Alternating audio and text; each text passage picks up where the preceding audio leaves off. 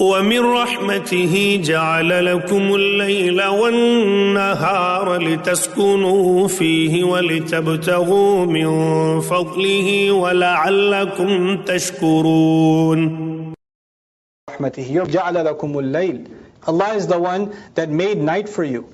وَالنَّهَارَ, and day, Allah is the one that made night for you. لِتَسْكُنُوا, so that you can find rest in it. لِتَسْكُنُوا فِيهِ, so that you can find rest in it.